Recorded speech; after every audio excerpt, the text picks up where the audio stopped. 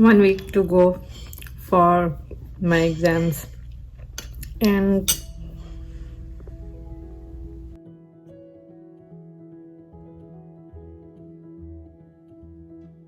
Hi, this is a video compilation of my comprehensive exams.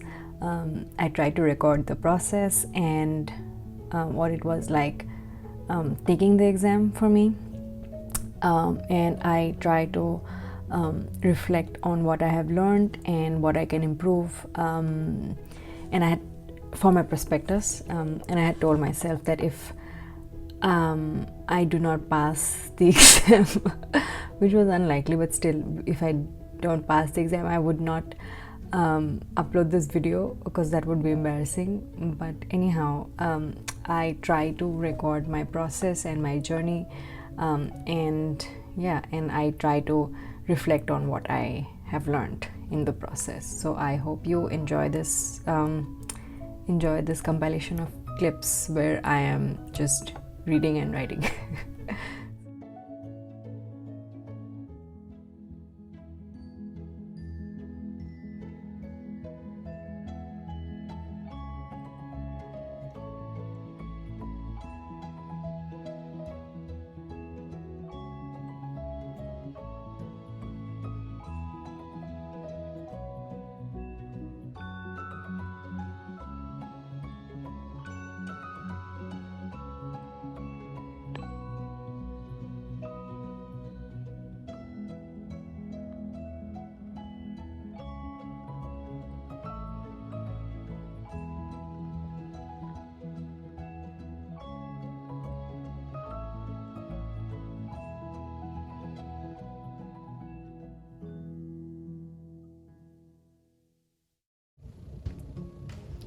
Two days left for my exams. I don't feel ready, but I feel like I want to be done with it. So yeah.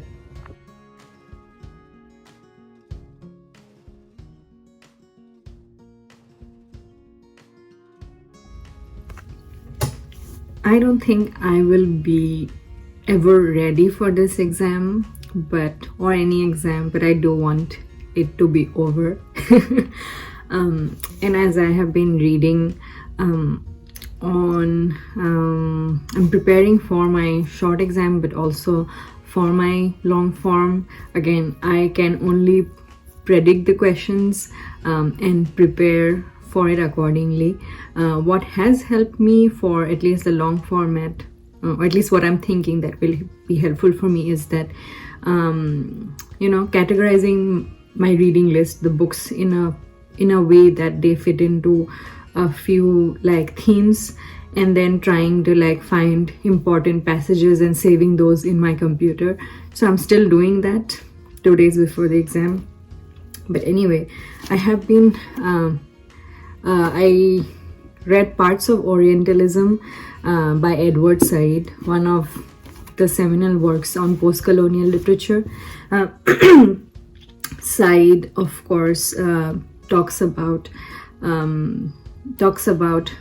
Orientalism and how I was reading of course on Orientalism and colonization, but I've been also reading about neocolonization, how even after independence, most post-colonial countries still have in practice a lot of colonial things, from language to, we have borrowed, as post-colonial countries, we have borrowed a lot of European models of judiciary and things like that, and how it's a newer form of colonization even now, hence neocolonialism.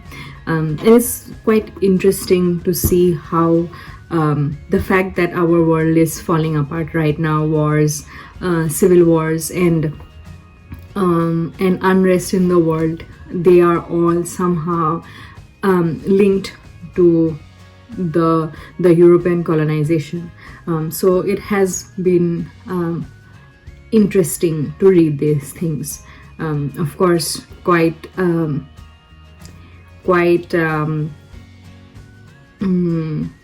I mean, if you think deep about it, it's quite disturbing. But as for just for the purpose of the exam, I had read this stuff before, but long time ago, so it's really interesting to read them again. I also Judith Butler's Gender Trouble, where Butler talks about how gender is performance, how we perform gender rather than gender being something. Simone de Beauvoir said that how one is not born a woman. One, the difference between sex and gender, and Butler sort of carries forward that argument by saying how gender is performance and how we fit into the structures of society and perform gender to fit into those molds, fit into those characteristics, fit into those gender normative roles that are expected out of us. Then this is Gendered Geographies. I have not read this one like a lot, just a few chunks. And then this is Gayatri Gopinath's Impossible Desires, Queer Diasporas and South Asian Public Cultures. This is a book that I did in one of my classes, and one of my supervisors suggested that I put this specific book in my reading list, so I read this. This book looks at queer spaces, especially in music and movies of South Asia, and talks about even diasporic authors and diasporic audience and the concept of home for the people in diaspora in the West, and how they reimagine and reinforce the idea of a nation that they have left behind, and the concept of home. So this is actually a very interesting book. Then I read The Space Between Us by Cynthia Cockburn. Negotiating Gender and National Identities in Conflict. Cockburn talks about gender in war, and the role of gender in war, and this is something that is very close to what I'm interested in studying. She talks about actually in different chapters, she actually brings in different countries. Like she talks about Northern Ireland, she talks about Palestine, Israel, she talks about Bosnia. So she does bring in a lot of resources from around different parts of the world while talking about gender in war. Then also there is Neera Yuval Davis's Gender and Nation. Davis talks about gender in terms of nation building, in terms of nationalism and nation formation. I found it an interesting and helpful read. There are a few things that have been helpful for me, not just for this exam but also for writing a few papers.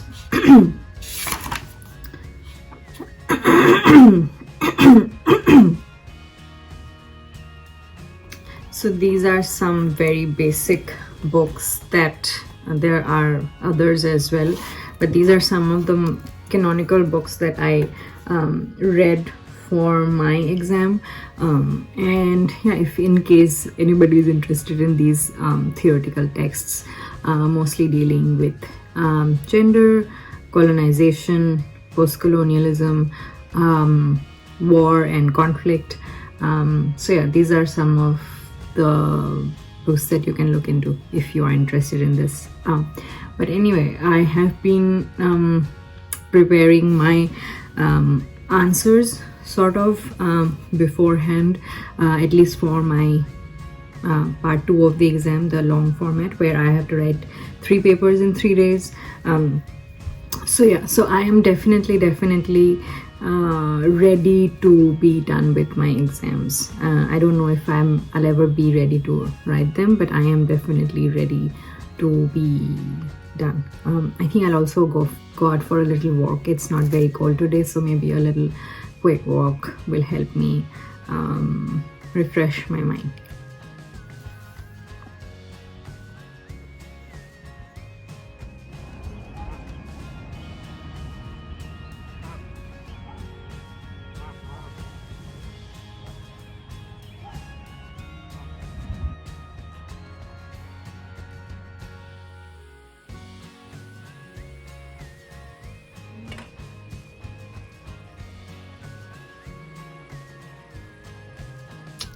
Hi, today one day before my exam. Tomorrow is my exam, so today I am doing some revision, rereading my notes, and I meal prepped. And so yeah, today I'm going to just revise my notes and Google up some things that names and dates and stuff like that, and then I'll probably call it an early day today.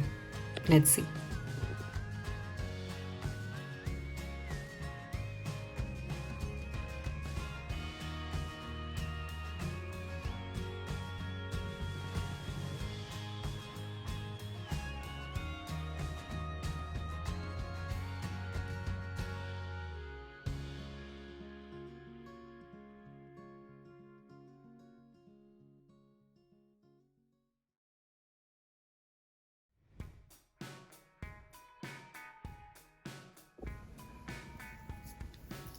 It's the morning of my exam. It's still dark out. I woke up a little early. It's 7 a.m. and yeah, let's get ready. Hi. You know what's crazy is that the moment I submitted my answers, it was a 2.5 hour exam. The moment I submitted it, I just forgot about everything and I ate my lunch. Then I went out for grocery shopping. Then I had a meeting now, and then now I'm thinking and reflecting on what I had done in the morning. Yeah, it was, I feel the exam itself was not difficult as such, but when you're put under time constraints, I think it adds to a lot of stress. So but apart from that, I think my exam was fine. I don't know what to expect. I don't know what so yeah, now just today I'm going to do some reading, also take a nap because I woke up really early in the morning, so probably I'll take a nap, then do some reading. Tomorrow do some more reading, and then day after I have my part 2. So yeah, I'll see you then. I just got my questions for my 72-hour exam, and now I'm just trying to assess which questions I should do. The first question is like I have to write a paper of 15 pages. It's a bibliographical critical analysis of the field. And the second question is a 10-page paper, and that will delve more into literary analysis. So I'm just trying to figure out which questions I should attempt. So yeah.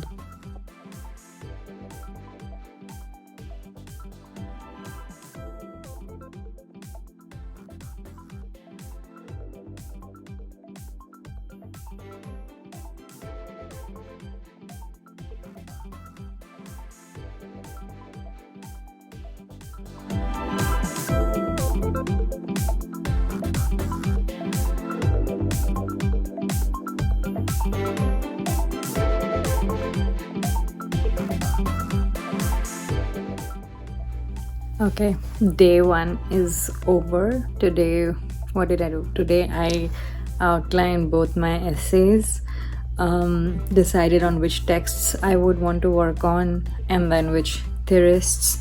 Did a little bit of reading, and there's still things that for the first essay, which is 15 pages. I'm a little concerned about that essay. So today I did predominantly work on the second essay, which is the 10-page essay, because I'm more confident in that area. So tomorrow I will be working mostly, hopefully, on the first essay and sort of get started with it. I did write the introduction for the second essay. That's where I'm at right now. And I'm not, I mean, I am internally stressed, but I'm not trying to take a lot of stress. I'm eating well. I did go out for a walk. I'm also taking breaks, taking naps, trying to sleep at reasonable times, like on my usual schedule. I'm not messing up my schedule, because that's when I am my most productive. Even if I have a 72-hour deadline, like I cannot not sleep or not eat. So I'm trying to be sane while writing this exam. So yeah, I'll see you tomorrow morning. Yes, I also called up a friend right now who also works in similar sort of research area. So I spoke to her for some time and we had good discussions, which I think was really helpful. So if in case somebody is in this situation, I will every time highly recommend people to discuss things with your colleagues or your friends or whoever is in your field, can give you feedback or ideas to better your paper. So I just got on a call with her, got off a call with my friend. It was refreshing to catch up with her a little bit. I'll catch up with her properly on the weekend, but for now it was really a helpful discussion, and productive discussion of research. Yes, on that note, adding to that, I also did speak to another colleague who was really kind enough to just have a chat with me on Monday after my first exam got over. I got on a call with him and he was basically giving me a pep talk. So that was really helpful, and he talked about his comping journey, his transition from writing his exams to then writing his prospectus. So I had a few questions about that. So that was a good and fruitful discussion. He is not in my area, so we did not talk about research specific questions, but he did help me with other aspects of writing comms and then proceeding to writing my prospectus and then my dissertation. So I think talking to colleagues and friends is really helpful. Being in touch with people is extremely helpful. Not only does it build your relationship with that person in a professional setup or your network, but it also helps you learn a lot, and so that when you meet somebody who is in that situation, you help them out. I think that meeting was really helpful, and I would probably read a little bit. I'm still reading Elena Ferrante, so I'll read this and fall asleep.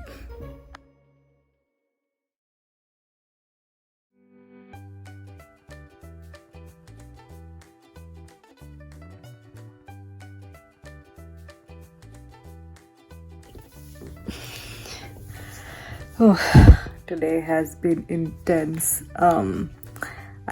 Although I did not plan, I spent a lot of time actually doing some readings today, some things new. Then I spent most of my day reading, and then I started writing in the evening. Thankfully, so today has been intense. I panicked a little towards the evening. I'm almost done with my essay too, but it's the first essay that is longer, so I'm a little worried. I know I can do it, but it's just like a lot, a 15-page answer, a 15-page paper to finish in a day. So tomorrow I'm going to be spending time doing that. Like, I did the readings that I did today were for this first essay, but by evening, I don't know, I sort of needed some other motivation to, sort of, so I thought I should almost finish my second essay. So I did that.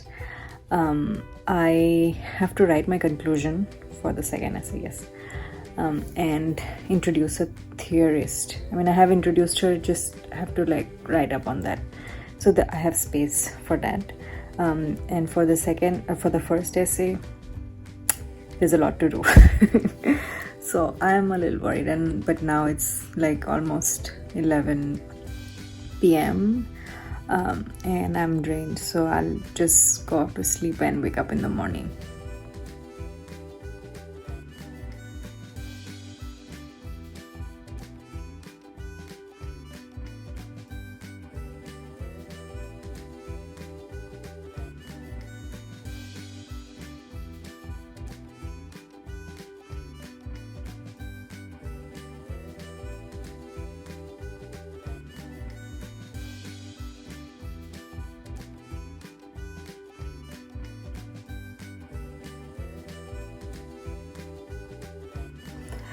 This is very stressful. Oh, I'm not yet done. It's way past my bedtime. It's 10:30, and I still have to finish the first essay and brush up on the second one. With the first one, I'm almost done, but there is another theorist that I need to introduce, so that will take some time for me. Plus, I also have to make sure that it's coherent and the arguments make sense. So there's a lot to do. Then there's citation and then formatting and stuff. So I will look into that. But for now, I'm just freaking out a little. I still have 11 and a half hours till tomorrow 10 a.m. But I do intend to submit by 8 a.m. Let's see if we can do that. Let's see.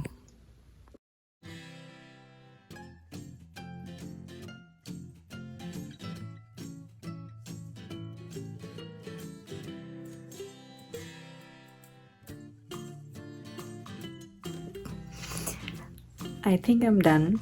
I will revise in the morning and then I will submit it. It's past 2 a.m. and I need to sleep. So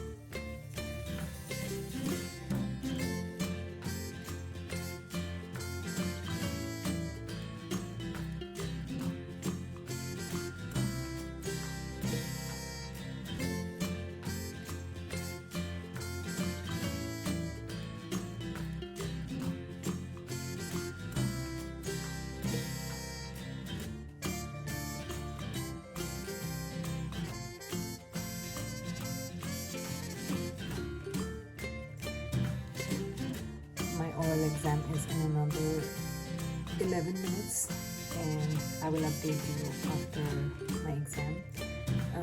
As of now, I have gotten my feedback on my written exams, and so I'm just trying to wrap my head around the feedback, and let's see how it goes. Hi. So the exam was 3-part, as you saw. The 2.5-hour exam, short answer exam, and the 72 hours exam, and then finally the oral exam. The oral exam basically was a confirmation of me passing the exam, plus also me discussing with my supervisors the future of my dissertation. We were trying to brainstorm ideas for the chapters, how we would want, but since I am a little still not very sure about the distinctions I want to make, so we just discussed about that, and they asked me to read a few things that I still need to polish up in order to write a prospectus. So the next step for me would be to write a prospectus, which is a proposal where I tell my committee what my dissertation would look like, basically talking about dividing the chapters and talking about each chapter. So coming back to what I have learned after my exam, it was intense. After that, I did take a break. I celebrated Diwali, I celebrated Halloween, I celebrated birthdays, I celebrated other parties after the exam, because I needed I needed to be human again. So far I've been doing that, and of course teaching and writing studio and all that is all of course there. The work is still going on, but I have not gone back to my exams exam answers after my oral exam. The oral exam was quite recent, so anyway, what would I say that I have learned from this process? It was an intense and grueling exam. I will not deny that.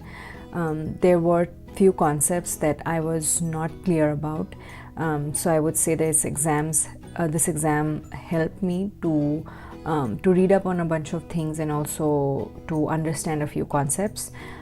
Still I have to read and understand more stuff, but for now I would say that the exams help me to get a clear idea of a few theorists, books that I would want to definitely use in my dissertation, and books that I would not want to use.